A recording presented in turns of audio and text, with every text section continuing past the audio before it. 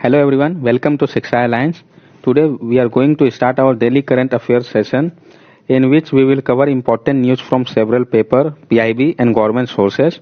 So let's begin our session. Our first topic is now outsider can buy land in Jammu and Kashmir. The center has notified new land laws for the Jammu and Kashmir UT region, ending the exclusive right enjoyed by the local population over land under the now diluted Article 370. जो centre है उसने notify किया है नया land law Jammu and Kashmir UT के लिए, और जो एक्सक्लूसिव राइट जो कि पहले इंजॉय किया जाता था लोकल पॉपुलेशन के द्वारा अंडर आर्टिकल 370 के, उसको हटा देने के बाद से अब उसको डाइल्यूट कर दिया गया है. The introduction of UT of Jammu and Kashmir reorganisation 3rd Order 2020 by Ministry of Home Affairs has resulted in the repeal of at least 11 land law in Jammu and Kashmir earlier, including the Jammu and Kashmir Big Landed State Abolition Act that has resulted in the famous land to tiller right. तो जो introduce किया गया UT में Jammu and Kashmir का reorganisation 3rd Order 2020 ministry of home affairs के द्वारा, इसके कारण क्या हुआ, रिपील कर लिया गया बहुत सारा लैंड लॉ रिलेटेड. तो इससे क्या हुआ, जो big land state abolition act था वो भी खत्म हो गया, साथ साथ जो famous land to tiller right था उसका भी एंड हो गया.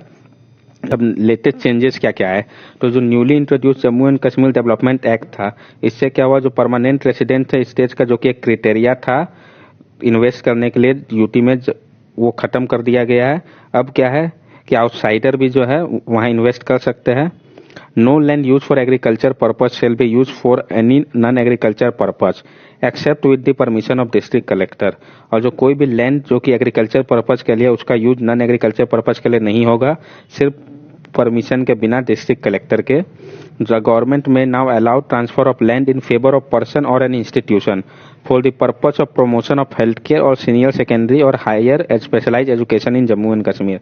और गवर्नमेंट जो है अब क्या ट्रांसफर कर सकते हैं लैंड को फेवर में किसी एक पर्सन के व इंस्टीट्यूशन के, किस पर्पज पे, तो अगर वो प्रमोट कर रहा हो हेल्थ केयर सेक्टर को व सीनियर सेकेंडरी हायर व स्पेशलाइज एजुकेशन को जम्मू एंड कश्मीर में, तो उसको ट्रांसफर किया जा सकता है लैंड उसके फेवर पे व उस इंस्टीट्यूशन के फेवर पे. Also, no sale, gift, exchange or mortgage of land shall be valid in favor of a person who is not an agriculturist. और कोई भी सेल, गिफ्ट, एक्सचेंज व मॉर्गेज ऑफ लैंड जो वैलिड नहीं होगा वैसे पर्सन के लेके जो कि एग्रीकल्चरलिस्ट ना हो. An army officer not below the rank of corps commander can declare an area as strategic area within a local area only for direct operational and training requirement of the armed force. और जो army officer है वो corps commander के rank के below का नहीं होना चाहिए, जो कि डिक्लेयर कर सकता है किसी एरिया को स्ट्रेटेजिक एरिया लोकल एरिया के अंदर. किस लिए, तो जो डायरेक्ट ऑपरेशनल व ट्रेनिंग रिक्वायरमेंट होगा आर्म फोर्सेज का उसके लिए, ताकि वो किसी एरिया को डिक्लेयर कर सके स्ट्रेटेजिक इंपॉर्टेंस एरिया है उसके काम के लिए. सेंटर ने आर्ग्यू किया कि जो आर्टिकल 370 था वो हैम्पर कर रहा था इतने सालों से डेवलपमेंट में यूटी के लिए, क्योंकि जो इन्वेस्टर थे वो परचेज नहीं कर पाते थे लैंड प्रायर टू अगस्त 5, 2019 के जम्मू एंड कश्मीर पे. इस कारण वो वहां पे इन्वेस्ट नहीं करना चाहते थे, क्योंकि कैपिटलिस्ट का जानते हैं आप कि टेंडेंसी होता है कि टू अर्न मोर प्रॉफिट. तो वहां अगर वो लैंड नहीं परचेज कर सकते हैं तो वो वहां पे इन्वेस्ट कम करेंगे, क्योंकि वहां उन्हें प्रॉफिट का स्कोप कम दिख रहा था.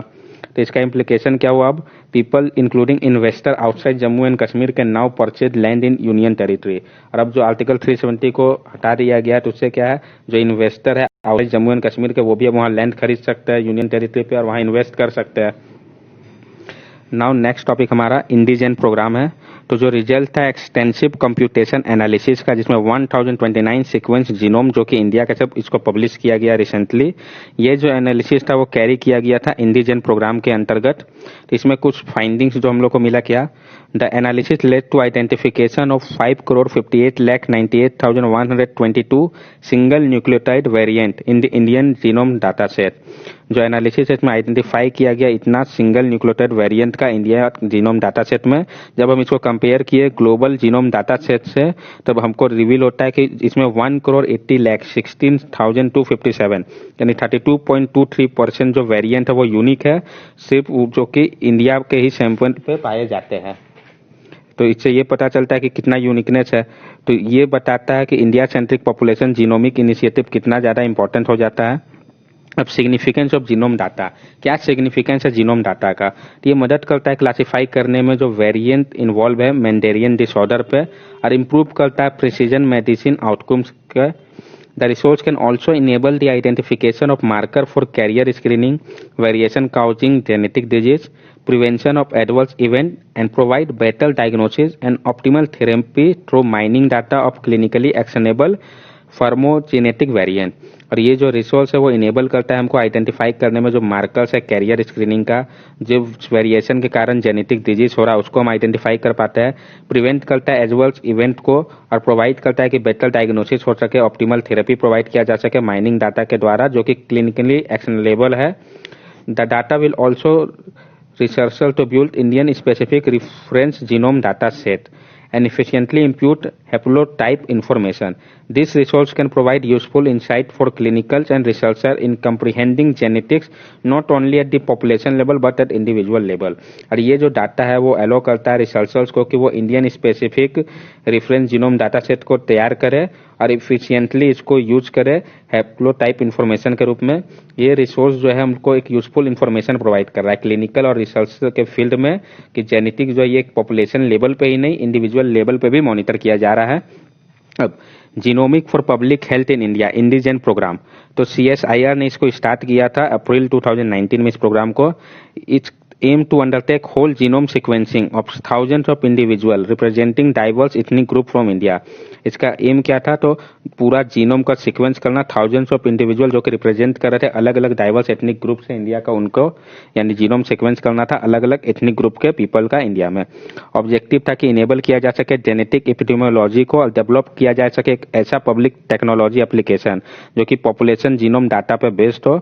जीन सीक्वेंसिंग होता क्या है, तो जीनोम इज द डीएनए और sequence of genes in a cell. जो जीनोम होता है वो एक डीएनए व सीक्वेंस होता है जीन का सेल पे। डीएनए यानी डीऑक्सीराइबो न्यूक्लिक एसिड आपका। ज्यादातर डीएनए जो होता है वो न्यूक्लियस होता है और वो इंट्रिकेटली कॉइल्ड होता है एक स्ट्रक्चर में जिसको कि हम क्रोमोसोम कहते हैं। Every human cell contain a pair of chromosome each of which has 3 billion base pair or one of 4 molecules that pair in precise way। और हर एक ह्यूमन सेल जो है वो कंटेन करता है पेयर ऑफ क्रोमोसोम को जिसमें 3 बिलियन बेस पेयर होते हैं और वन जो होता है 4 मॉलिक्यूल्स में पेयर करते हैं एक प्रिसाइज वे पे। The order of base pair and varying length of this sequence constitute this genes. और ये जो ऑर्डर होता है बेस पेयर का जो वेरिंग लेंथ है सीक्वेंस का वही कंस्टिट्यूट करता है जीन्स को, जैसे एजेनिन, गुआनिन, साइटोसिन, थाइमिन इस टाइप के हो गए। Sequencing a genome means deciphering the exact order of base pair in an individual। और जब हम sequencing a genome बोलते हैं तो इसका मतलब हम decipher कर रहे हैं कि exact order क्या है बेस पेयर का किसी भी इंडिविजुअल पे। नेक्स्ट टॉपिक है हमारा US state sponsor of terrorism list. Last week, Sudan became the third Arab nation in the recent week to normalize relation with Israel, days after the US removed it from its state sponsor of terrorism list। तो last week Sudan जो है ये तीसरा अरब nation बन गया है जिसने normalise किया अपना रिलेशन को इजराइल के साथ जब यूएस ने इसको रिमूव कर दिया state sponsor of terrorism list से। तो US state sponsor of terrorism list है क्या और इसका इम्प्लीकेशन क्या होता है। So the US Secretary of State has been given power to designate countries that have repeatedly provided support for act of international terrorism as state sponsor of terrorism। तो US Secretary of State है उसके पास power है कि वो designate कर सकता है country को जो कि रिपीटेडली सपोर्ट करता हो एक्ट ऑफ इंटरनेशनल टेररिज्म को कि वो स्टेट स्पॉन्सर ऑफ टेररिज्म है। यूएस जो है उसके ऊपर 4 टाइप का सैंक्शन लगा देता है कंट्रीज के ऊपर। अब वो सैंक्शन है क्या क्या, तो पहला restriction on US foreign assistant कि रिस्ट्रिक्ट किया जाएगा यूएस फॉरेन असिस्टेंट को। दूसरा अब ban on defence export and sale कि बैन कर दिया जाएगा उसके डिफेंस को एक्सपोर्ट और सेल के। Certain control over export of dual use item इसको भी कंट्रोल किया जाएगा और miscellaneous financial and other restriction उसके ऊपर लगा दिया जाएगा। तो ये जितना आपका एक्सपोर्ट पे लगाया जा रहा है रिस्ट्रिक्शन तो इससे क्या होगा आपका एक्सपोर्ट डिक्लाइन करेगा। और आपको पता है किसी भी कंट्री का जो बैलेंस ऑफ पेमेंट है एक्सपोर्ट और इंपोर्ट पे डिपेंड करता है। एक्सपोर्ट डिक्लाइन किया आपका और इंपोर्ट तो आपका देखिए जितना है वो आपको करना है तो इससे आपका बैलेंस ऑफ पेमेंट नेगेटिव में जाएगा तो आपका इकोनॉमी सेटर करेगा तो उसका इम्पैक्ट होगा। तो इसी कारण लगाया जाता है ये restriction. After Sudan delisting, 3 countries remain with the designation Syria, Iran and north Korea. Sudan को डिलिस्ट करने के बाद अभी भी 3 कंट्री है जो कि इसके अंदर है, सीरिया है, ईरान है, नॉर्थ कोरिया है। यूएस ने सूडान को टेररिस्ट लिस्ट में 1993 पे ऐड किया था जब इसके ऊपर आरोप लगा था कि ये हेजबुल्ला और पैलेस्टीनियन मिलिटेंट आउटफिट को सपोर्ट करता है जिसको कि वॉशिंगटन टेररिस्ट मानता है। अब ट्रंप ने रिमूव कर दिया सूडान को इस लिस्ट से क्योंकि इसको होप है कि जो क्रिस्टेनियन वोटर है यूएस का उसका उनको फायदा मिलेगा इस इलेक्शन पे, ये फेवर करेंगे प्रो इजरायली पॉलिसीज को। नेक्स्ट टॉपिक है हमारा unlawful activities prevention act 1967 UAPA. तो इसको पास किया गया था 1967 में। इस लॉ का मकसद था कि इफेक्टिव प्रिवेंट किया जा सके अनलॉफुल एक्टिविटी एसोसिएशन इंडिया पे। The act assigns absolute power to the central government by way of which, if the center deems an activity as unlawful, then it may by way of an official gazette declare it so। ये जो act है वो absolute power देता है central government को कि अगर centre को लगता है कि ये एक्टिविटी अनलॉफुल है तो ये ऑफिशियल गैजेटेड नोटिफिकेशन निकाल के इसको डिक्लेयर कर सकता है कि ये लॉ अनलॉफुल है। इसके अंदर डेथ पेनल्टी से लेकर लाइफ इम्प्रिजनमेंट तक की पेनल्टी है हाईएस्ट पनिशमेंट के रूप में। न्यूज में क्यों आया था, तो जो 18 मोर इंडिविजुअल है उनको डिक्लेयर किया गया टेररिस्ट के रूप में under unlawful activity preventing act 1967। तो ये जो है आपका जो अमेंडमेंट हुआ उसके बाद से, पहले क्या था कि इंस्टीट्यूशन व ऑर्गेनाइजेशन को बोला जाता था, यूएपीए के अंदर डिक्लेयर किया जाता था, इंडिविजुअल नहीं था, लेकिन अब इंडिविजुअल को भी डिक्लेयर किया जा रहा है। सेंट्रल गवर्नमेंट ने अमेंड कर दिया यूएपीए 1967 को अगस्त 2019 में। उसके बाद इस प्रोविजन को ऐड किया गया जिसमें डेजिग्नेट किया जा सकता है इंडिविजुअल को भी टेररिस्ट के रूप में। इसके पहले क्या था, सिर्फ ऑर्गेनाइजेशन को ही डेजिग्नेट किया जाता था टेररिस्ट ऑर्गेनाइजेशन के रूप में। Under UAPA both Indian and foreign national can be charge, और यूएपीए के अंतर्गत दोनों ही इंडियन और फॉरेन नेशनल दोनों को चार्ज किया जा सकता है। ये एप्लीकेबल है offender in the same manner जैसे कि क्राइम कमिट किया गया हो फॉरेन लैंड जो कि आउटसाइड इंडिया पे हो। Under UAPA, the investigating agency can file a charges in maximum 180 days after the arrest, and duration can be extended further after intimating the court। और UAPA के अंदर जो इन्वेस्टिगेटिंग एजेंसी है वो फाइल करता है चार्जशीट 180 डेज के अंदर मैक्सिमम उसके अरेस्ट के, और जो ड्यूरेशन उसको एक्सटेंड किया जा सकता है जब इसका इंटीमेशन कोर्ट में होगा उसके बाद। एज पर अमेंडमेंट ऑफ 2019, जो अमेंडमेंट हुआ है 2019 का, The Act empowers the Director General of National Investigation Agency to grant approval of seizure or attachment of property when the case is investigated by the said agency। ये act जो है वो empower कर रहा है जो डायरेक्टर जनरल है NIA के कि सीज कर सकते हैं, अटैच कर सकते हैं प्रॉपर्टी को जब केस को अगर वो इन्वेस्टिगेट कर रहे हैं तो। The Act empowers the officer of NIA of the rank of inspector or above to investigate case of terrorism in addition to those conducted by the DSP or ACP or above rank officer in the state। जो amended act है उसमें क्या empower कर रहा है officer जो है NIA का कि रैंक जिसका इंस्पेक्टर व उससे ऊपर का वो इन्वेस्टिगेट कर सकते हैं केस जो कि टेररिज्म का हो, साथ साथ जो कि पहले कंडक्ट किया जाता था डीएसपी व एसीपी के रैंक के ऑफिसर व उनसे ऊपर के द्वारा, यानी अब इंस्पेक्टर और उससे अबव के रैंक वाले भी कर सकेंगे। नेक्स्ट टॉपिक हमारा the patent amendment rule 2020। Union government has amended the patent rule. जो यूनियन गवर्नमेंट है उसने अमेंड किया है पेटेंट रूल को। रूल जिसको कि अमेंड किया गया वो दिल्ली हाई कोर्ट के ऑर्डर के हिसाब से हुआ था अप्रैल 2018 के। It streamlines the procedure to submit statement regarding the working of a patented invention on a commercial scale giving additional flexibility to the patentee. इसने स्ट्रीमलाइन कर दिया जो प्रोसीड्यूर जो कि सबमिट करना पड़ता था वर्किंग को लेके पेटेंट इन्वेंशन का कमर्शियल स्केल में। इससे क्या हुआ, एडिशनल फ्लेक्सिबिलिटी प्रोवाइड किया गया है पेटेंटी को। जो नया रूल है उससे पेटेंटी को फ्लेक्सिबिलिटी मिला कि वो फाइल कर सकता है single form 27 in respect to single और मल्टीपल रिलेटेड पेटेंट के लिए, जबकि पेटेंट जो कि ग्रांट किया गया हो 2 और मोर पर्सन को, सच पर्सन वो फाइल कर सकते हैं ज्वाइंट फॉर्म भी फॉर्म 27 को। Moreover, patentee would now be required to provide approximate revenue/value acquire while authorizing agent would be able to submit 427 on behalf of patentee।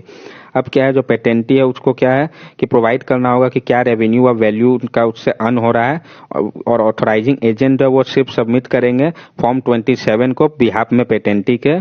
जो time available होगा पेटेंटी के लिए फाइल करने के लिए फॉर्म 27 को वो बढ़ा दिया गया 6 मंथ तक, पहले जो कि 3 मंथ था एक्सपायरी ऑफ फाइनेंशियल ईयर के। There are also important changes with reference to Rule 21 on filing of priority document। और कुछ important changes किया गया Rule 21 में भी जो कि फाइलिंग ऑफ प्रायोरिटी डॉक्यूमेंट से रिलेटेड थे। If the priority document is available in WIPO World Intellectual Property Organization digital library, the applicant will not be required to submit the same in the Indian Patent Office। तो जो priority document अगर वो available है पहले से ही world intellectual property organisation के digital library पे, तो एप्लीकेंट को जरूरत नहीं है कि वो फिर से सबमिट करे इंडियन पेटेंट ऑफिस में इसको। नेक्स्ट टॉपिक है हमारा second meeting of India Central Asia dialogue. India Central Asia Dialogue is a ministerial level dialogue between India and the Central Asian countries, namely Kazakhstan, Kyrgyzstan, Tajikistan, Turkmenistan and Uzbekistan. तो जो India Central Asia dialogue है वो एक ministerial level का dialogue है India और central Asia के country के बीच में। और जो सेंट्रल एशिया के कंट्री है उसमें नेमली मेन कौन कौन है, तो कजाकिस्तान है, किर्गिस्तान है, तजाकिस्तान है, तुर्कमेनिस्तान है और उज्बेकिस्तान है। ये पांचों नेशन जो है वो इंडिपेंडेंट स्टेट हो गए थे जब कोलैप्स हो गया था यूएसएसआर इन 1991 में, पोस्ट कोल्ड वॉर पीरियड के बाद। All the countries participating in the dialogue are also member of Shanghai Cooperation Organization। और ये सारे कंट्री जो पार्टिसिपेट कर रहे हैं इस डायलॉग में वो मेंबर है शंघाई कोऑपरेशन ऑर्गेनाइजेशन के भी। The dialogue focus on a number of issues including way to improve connectivity and stabilize war ravaged Afghanistan. तो डायलॉग वो फोकस कर रहा है बहुत सारे इश्यूज में जिसमें कि कनेक्टिविटी को इम्प्रूव करने की बात की जा रही है और साथ साथ स्टेबलाइज करने की बात की जा रही है जो वॉर रेवेज अफगानिस्तान का एरिया है उसको। The group will enable India to expand its footprint in the resource-rich region amid an ongoing standoff with China and to fight terror effectively, including in Afghanistan। ये जो ग्रुप है वो enable करता है India को कि वो अपना फुटप्रिंट को बढ़ाए रिसोर्स रिच रीजन पे जो स्टैंड अप हुआ है चाइना को उसको देखते हुए और लड़े टेरर इफेक्टिवली अफगानिस्तान जैसे एरिया पे। Recently India virtually hosted the second meeting of the India Central Asia dialogue. और रिसेंटली क्या हुआ, इंडिया ने होस्ट किया है सेकंड मीटिंग जो था इंडिया सेंट्रल एशिया डायलॉग का। तो अगर पूछा जाए किसने होस्ट किया है तो इंडिया ने। जो फर्स्ट मीटिंग था इस डायलॉग का वो समरकंद रिपब्लिक ऑफ उज्बेकिस्तान में जनवरी 2019 में हुआ था और ये सेकंड है जो कि 2020 पे इंडिया पे हुआ है। पहला डायलॉग में इंडिया ने प्रपोज किया था कि सेट किया जाए India Central Asia development group ताकि आगे बढ़ाया जा सके डेवलपमेंट पार्टनरशिप को इंडिया और सेंट्रल एशियन कंट्री के बीच में। ये पहले डायलॉग में इंडिया ने प्रपोज किया था। नेक्स्ट टॉपिक है हमारा बेका BECA basic exchange and cooperation agreement. तो India and US sign the basic exchange and cooperation agreement. तो इंडिया और यूएस ने साइन किया है basic exchange and cooperation agreement. तो किस किस कंट्री ने साइन किया है पहले तो ये इंपॉर्टेंट है। Then BECA will help India to get real time access to American geo spatial intelligence that will enhance the accuracy of automated system and weapon like missiles and arm drone. जो BECA है वो मदद करेगा India को कि real time access कर सकता है अमेरिकन जियो स्पेशियल इंटेलिजेंस का, जिससे क्या होगा जो एक्यूरेसी है ऑटोमेटेड सिस्टम और वीपीएन का जैसे कि मिसाइल्स और आर्म ड्रोन का वो और ज्यादा इनहेंस हो जाएगा। Through the sharing of information on map and satellite image, it will help India access topographical and aeronautical data, an advanced product that will aid in navigation and targeting। जो share किया जाएगा information और map satellite image के द्वारा इस Bika agreement में, ये मदद करेगा इंडिया को एक्सेस करने में टोपोग्राफिकल और एरोनॉटिकल डाटा को। इससे क्या होगा कि जो मदद मिलता था नेविगेटिंग और टारगेटिंग में वो और ज्यादा इनहेंस होगा। ये एक काफी इंपॉर्टेंट है एयरफोर्स टू एयरफोर्स कॉपरेशन के लिए भी इंडिया और यूएस के बीच में।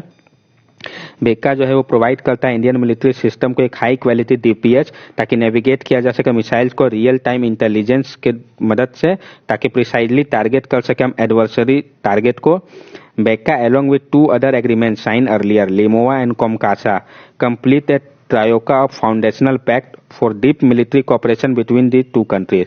और जो बेका है साथ साथ जो दो एग्रीमेंट पहले साइन किया गया था इंडिया के द्वारा लिमोआ और कॉमकासा, ये कंप्लीट करता है जो ट्रायोका है foundational pact deep military cooperation के लिए इंडिया और यूएस के बीच में उसको। नेक्स्ट टॉपिक है हमारा कुम्हार सशक्तिकरण योजना। तो कुम्हार सशक्तिकरण योजना was launched in 2018 to strengthen and improve the living of potters in the country by making them self-reliant। जो कुम्हार सशक्तिकरण योजना है इसको लॉन्च किया गया था 2018 में ताकि स्ट्रेंथन किया जा सके और इम्प्रूव किया जा सके जो लिविंग कंडीशन है पोर्टल्स का कंट्री पे, उनको सेल्फ रिलायंट बना के आत्मनिर्भर। It provide potters with modern equipment and training to reconnect them with the society and revive their art.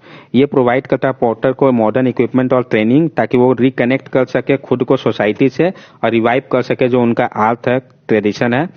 KVIC has created proper marketing channel including tie-up with the Indian Railways for selling the product of potter। और जो KVIC है उसने proper marketing channel create किया है इसके लिए और इसके लिए KVIC ने टाई अप भी किया है इंडियन रेलवेज के साथ ताकि सेल किया जा सके जो प्रोडक्ट है पोटर का उनको। Proper training and distribution of advanced equipment under the scheme has eliminated drudgery from the process of pottery making and also resulted in increasing the production by 3 to 4 times। और जो proper training और distribute किया गया advance equipment इस scheme के तहत तो उससे क्या हुआ जो प्रोसेस है पोट्री मेकिंग का वो बढ़ा है 3 to 4 टाइम्स इंक्रीज हो गया है। रिसेंटली जो इलेक्ट्रिक पोर्टर्स व्हील है 200 porter families in Maharashtra well distributed under the KSY of khadi and village industry commission. और हाल ही में इलेक्ट्रिक पोर्टर व्हील जो है 100 पोर्टर फैमिली को महाराष्ट्र में डिस्ट्रीब्यूट किया गया है KSY जो khadi and village industry commission का स्कीम था उसके अंतर्गत।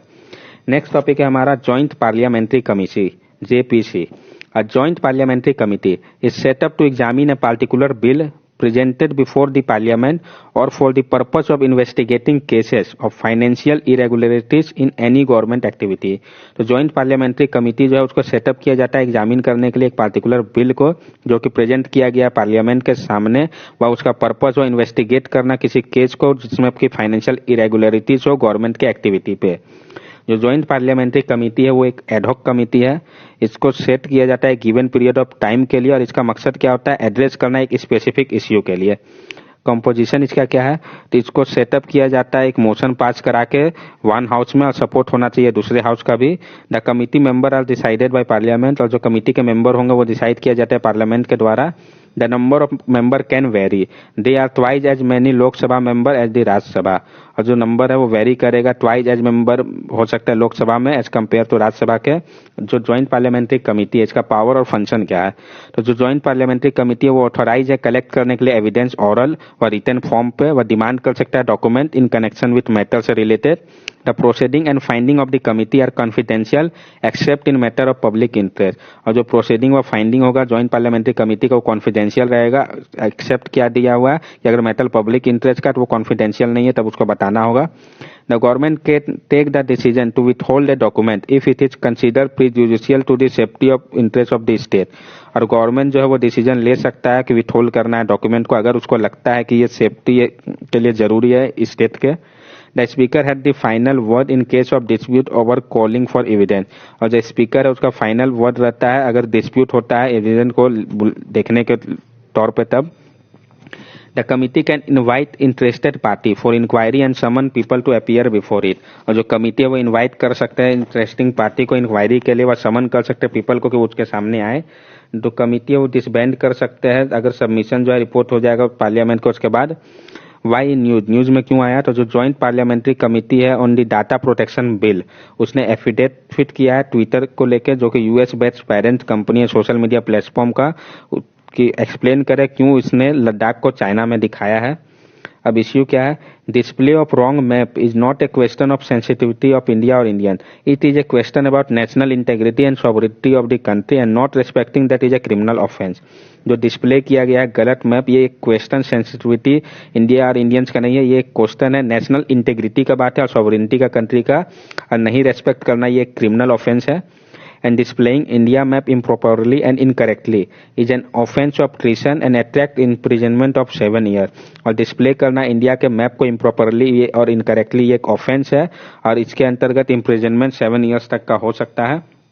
सो आज हम लोगों ने क्या क्या कंप्लीट किया उसको हम ब्रीफली जल्दी से रिवाइज कर लेते हैं। सबसे पहला टॉपिक था हमारा now outsider can by land in Jammu and Kashmir. तो इसमें हम लोगों ने देखा न्यू रूल में क्या क्या है, लेटेस्ट चेंजेस क्या क्या किए गए और इसका इम्प्लीकेशन क्या क्या पड़ेगा। देन हम लोगों ने किया इंडिजन प्रोग्राम, इसमें की फाइंडिंग क्या था ये देखा, फिर सिग्निफिकेंस क्या है जी डोनोम डाटा का, फिर इंडिजन प्रोग्राम के बारे में जाना, फिर जीन सीक्वेंसिंग क्या होता है।